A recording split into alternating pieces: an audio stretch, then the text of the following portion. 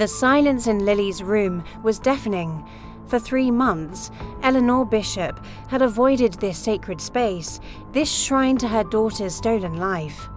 The police report, suicide by medication overdose, lay heavy on her heart. A verdict her soul refused to accept, her Lily. A vibrant 24-year-old photography student with exhibitions already under her belt, had been bursting with plans and dreams. Suicide was a language she didn't speak. Finally, on a Tuesday washed clean by rain, Eleanor turned the knob. The room was a time capsule of a life interrupted. A favorite cashmere sweater was still draped over a chair. As if waiting for its owner to return, photography awards lined the shelves, and the faint, precious scent of Lily's perfume still haunted the air. With a trembling heart, Eleanor began the sacred task of preservation, carefully placing memories into cardboard tombs. Her hands trembled as she lifted the heavy, ornate vanity mirror Mark's expensive birthday gift to Lily, so you can always see how beautiful you are, he had said, his smile not quite reaching his eyes now. Something felt off about its weight, its balance. A frantic, gut-driven inspection revealed hairline cracks, a subtle imperfection in the craftsmanship. With a surge of adrenaline, she pried at the wooden backing. It gave way with a soft crack. And there it was.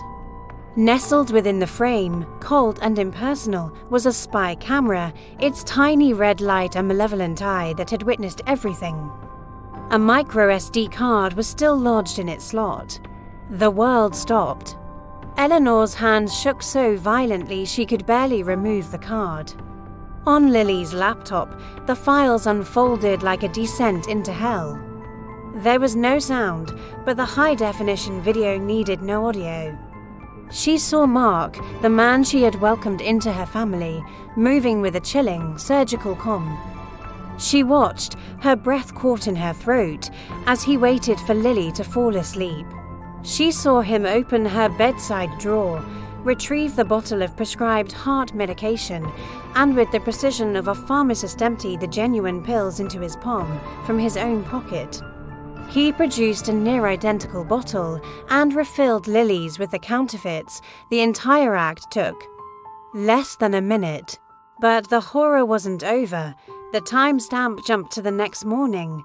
Lily woke up. Feeling unwell, she confronted Mark, her body language a symphony of confusion and betrayal.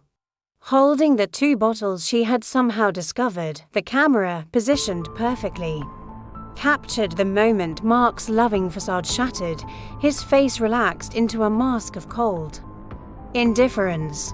He didn't deny it. He leaned close, his lips moving slowly, deliberately, so the camera could read them perfectly. "The life insurance money is my ticket out," his silent words spelled out. "You were always just a stepping stone, a very profitable one." Eleanor saw the dawning horror on her daughter's face, the devastating realization that the man she loved was her killer. She saw Lily collapse back onto the bed, sobbing, as Mark simply turned and walked out of the frame, out of her life, and into the persona of the grieving boyfriend. A primal roar tore from Eleanor's throat, a sound of grief and rage that had been building for 3 months. She didn't call the police, not yet. Mark, the charismatic architect, had woven a perfect web of lies. He had the alibi, the charm, the performance of grief down to a science. This evidence, obtained the way it was fragile, so Eleanor Bishop, the quiet librarian, became a predator. She made copies of the footage and hid them in secure locations. She contacted a retired homicide detective, a skeptical man, until he saw the video. Together, they unraveled Mark's masterpiece. The other woman in a different state, the secret bank accounts, the wire transfers he thought were hidden, the life insurance policy he had pressured Lily to increase just months before her death. She bided her time, waiting for the perfect moment. It came at a family dinner, orchestrated by Mark himself to celebrate Lily's memory. As he stood, raising a glass to his eternal love, Eleanor stood up. "I have a final tribute. Mark," she said, her voice steady as steel. She pressed play on the large living room television.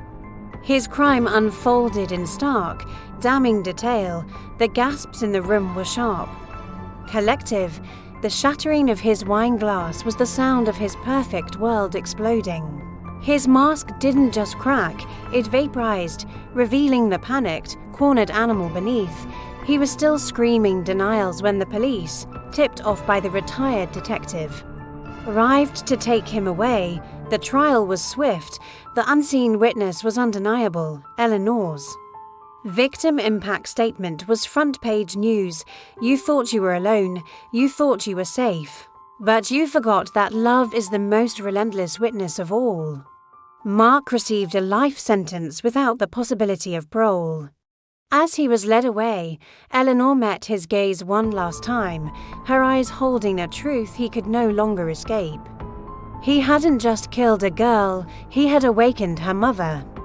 And in the end, the only perfect thing about his crime was how completely it destroyed him.